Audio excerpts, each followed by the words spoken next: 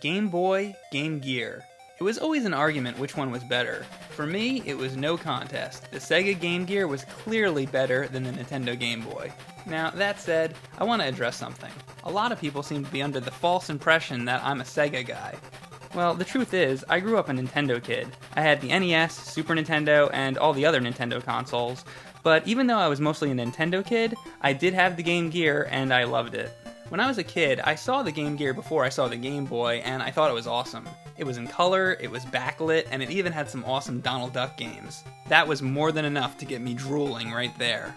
Shortly after, I saw the Game Boy, and I couldn't believe it was only in black and white. I wrote the Game Boy off as a piece of crap for many years because of that, and it wasn't until some years later that I grew an appreciation for some of the amazing Game Boy games there were, like Super Mario Land and Link's Awakening.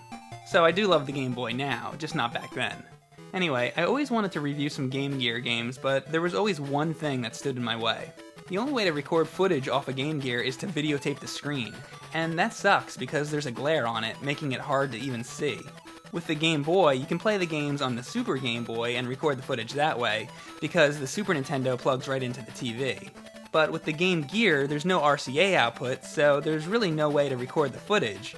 Until now, that is. I'm sure by this point you've all seen the Nintoaster and the Angry Video Game Nerd episodes. Well, I contacted the guy that constructed the Nintoaster, and I told him about my desire to review Game Gear games and asked if he could help me. Well, I'm not going to try and explain exactly what he did because it's really technical, but essentially he made it so that I can connect the Game Gear to the TV, and also added a port on the front so I could use a Sega Master System controller to play the games on the TV. Basically turning the portable Game Gear into a console instead of a handheld. If you're interested in knowing more about how he accomplished all that, click the link in the video description for a more elaborate explanation. So I know that plenty of other people have done reviews of Game Gear games using emulators, but as you know, I like to do everything with the actual games, so it's possible that this might just be the first time anybody's ever done a Game Gear review recording footage directly with an actual Game Gear. Anyway, let's get to the reviews, shall we? I got a bin full of Game Gear games here, so let's dig in and see what we got. How about this one? I always loved the Streets of Rage games. That was probably my favorite beat-em-up on the Genesis. The plot is simple. 3 rookie cops named Axel, Blaze, and Skate have to defend the city against an evil organization. There's a pretty good assortment of enemies to fight with different attack patterns. You can pick between a few different characters. There's Axel and another guy with roller skates, but the one I like the best is the girl, Blaze. She's got a sweep kick that knocks enemies down, which I like a lot. Axel has a cool combo attack too, but it's a little hard to pull off because you have to use the D-pad. The Genesis had 3 buttons where the Game Gear only has 2, so there's no kick button here, which is disappointing. You can get some different weapons to fight with, like a knife or a steel pipe. The pipe is the best thing about the game, if you ask me. It allows you to hit people at a distance, and it's fun as hell beating up these fat bastards with it. They always make the fat fucks do belly flops, don't they? You'll never have more fun than when you're hitting blonde bimbos in the face with a pipe. Overall, it's a good beat-em-up worth owning, but not quite as good as its console counterpart. How about Ninja Gaiden for the Game Gear? Just like the NES game, you slash with the sword and jump off the walls while navigating hazardous environments and killing bad guys.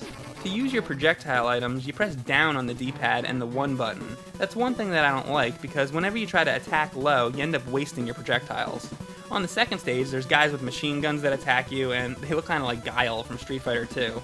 Everything's pretty simple here, even the level boss. It's just a guy that pops out of portholes on the ship and you attack him. It's extremely easy.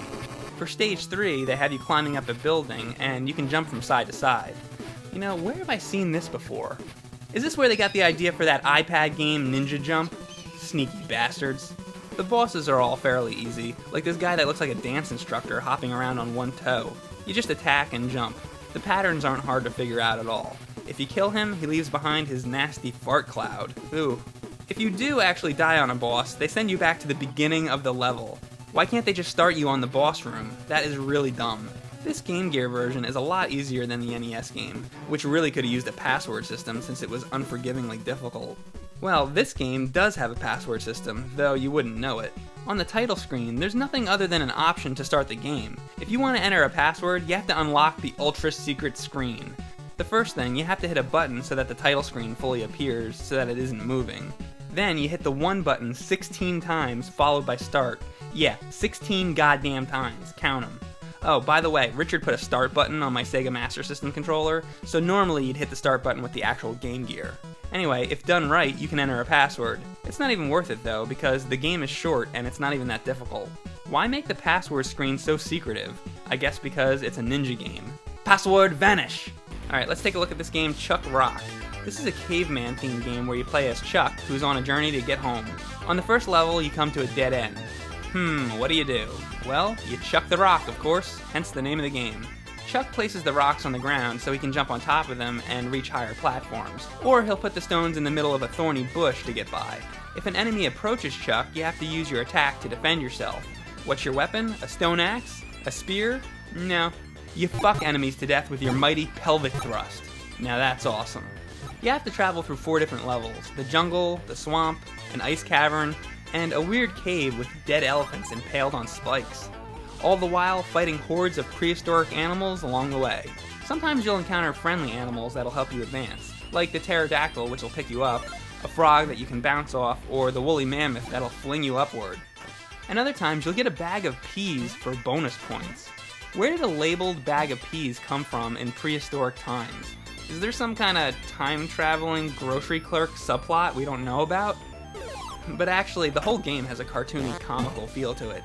If you get hit, Chuck's eyes bug out of his head. And the creatures all have personalities, like this swordfish, or this funny bone with a clown nose. And this is another part I like. It almost seems like Chuck is doing the moonwalk. I wonder if that was intentional. This is a game of trial and error. You might die trying to figure out what to do the first time around, but once you learn how to safely progress through an area, it becomes simple. I don't have a single bad thing to say about this game. Everything was done right. It's funny and it's got good gameplay. If you have a Game Gear, this is definitely worth owning. Okay, the incredible Crash Test Dummies. With this game, you take on the role of a crash dummy, and instead of just crashing cars like in the commercials, now they have them performing a variety of dangerous stunts like jumping off of buildings. They're doing all this as side jobs to earn some extra cash. Why a crash dummy needs money, I will never know, but that's besides the point. Most of the levels in the game seem like stolen concepts from classic arcade games, except poorly executed. If you remember the classic arcade game Tapper, where you have to fill up root beer mugs, well, here they have you smashing bombs with a hammer going down conveyor belts, but the controls are terrible. The first 3 boards are all really easy. Level 1, you jump off a building. Level 2, you drive a car and try to pick up air containers. Then level 3, you ski down a mountain and try to touch the flags. It's all very simple. And then the bomb factory comes along. It becomes 10 times harder because the control is such garbage. The way they have you move between the conveyor belts is really awkward, and it should have been designed differently. So the game goes from being way too easy to way too hard when this stage comes along. It really sucks. Stage 5 is a ripoff of the arcade game Gravatar, but again with worse controls, and that's the last one. There's only 5 events in the game, which means you'll probably do everything there is to do the first time you play the game. I got this game for $1, so I really don't care, but had I bought the game when it came out and paid the full price, I would have been royally pissed off. It's an awful game, stay away. Okay, so now here's a game that is a real pile of crap. XMen Game Master's Legacy. When you start, you can pick either Cyclops or Storm. The goal of the game is to rescue the other members of the X-Men team that have been kidnapped, so you can play as the other characters later, but for now you're going to have to settle for Cyclops or Storm. So I picked Cyclops, and this level that's a big mansion, but this isn't a mansion that could ever exist in real life. It must have 30 flights of stairs, which is just dumb. And I know video game levels aren't usually that realistic, but this one goes so overboard that it's to the point where, for me, it's just not passable. You walk to the left or to the right, and there's only 2 things going on. First, there's these enemies that shoot at you. You can just jump over their bullets and then attack them. But if one of these guys is under the stairs, you won't be able to jump the bullets and attack because you'll just end up on top of the stairs. Then you'll have to go back down the stairs and walk towards the guy and end up getting hit.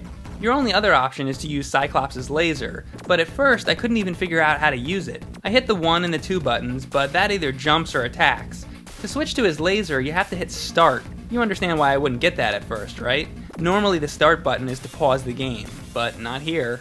Not to mention, when you do use your mutant power, there's a gauge for it, and if the meter runs out, that's it, you can't use it anymore. So you're out of luck, and you're going to be stuck with your fist. And that also sucks because the collision detection is god-awful. And by the way, if you use Storm, her attack is just this little blue zap. Shouldn't she have a tornado or something cool? Cyclops does have his laser, but it's pathetic. It's just a little dash like the hyphen on your keyboard. What happened to his huge, powerful laser blast that he's supposed to have? Anyway, the second thing going on in this endless mansion of boredom is that every 5 feet is a chandelier which drops a crystal on your head. This causes Cyclops to be injured, so you have to be patient and wait to walk underneath. What a superhero. A stupid ceiling light kicks his ass. When I finally got down to the bottom, I went all the way to the left and all the way to the right of the stage, but there was no exit, it's just a dead end. So I have to assume that there's something I missed, but I'll be damned if I'm gonna go back up 30 flights of stairs trying to figure out what to do. The level is just too huge and convoluted. This game is really god-awful. Why couldn't they have just made it a little bit more similar to the awesome X-Men arcade game? Well, that's it for now. Maybe I'll review some of these other Game Gear games another time, but right now I think I'm gonna have to play the X-Men arcade game to cleanse myself of that awful Game Master's Legacy thing. Oh god.